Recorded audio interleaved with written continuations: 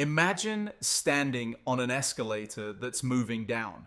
You don't have to walk down, you don't even have to choose to go down, you can just stand there. And here's the strange part, the escalator never stops moving.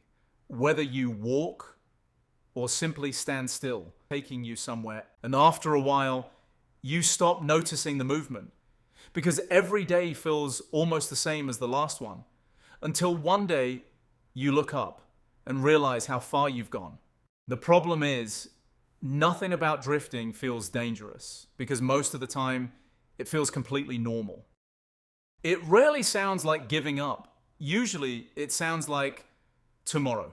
I'll start next week. I still have time. And that's the trick. Because while you're waiting for the right time, time isn't waiting for you.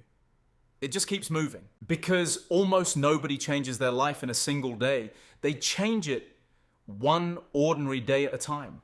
One small choice after another. And maybe that's the good news. Because if small choices can take you down, small choices can take you up too. Even if it starts with just one step. At first, the difference is almost impossible to see. Because sometimes progress isn't climbing higher. It's simply learning how to stop falling.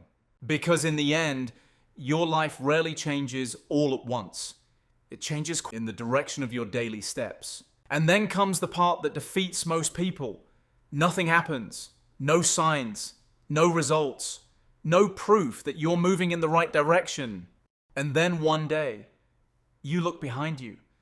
And for the first time, you notice the distance you've already traveled. The destination never appeared overnight, neither did the distance behind you. Both were built one ordinary step at a time. Imagine if unfinished tasks could grow while you ignored them. The scary part is, psychologically, they already do. And then your brain says something dangerous. Not now. The brain is surprisingly good at making deals with the future. After lunch, tomorrow, next week, and somehow the task keeps getting bigger, and then something strange happens. The moment you start, the monster gets smaller. Because the brain is often afraid of beginning, not of doing. Your brain has a strange habit. It hates unfinished things. That's why unfinished tasks don't stay on your desk. They move into your head.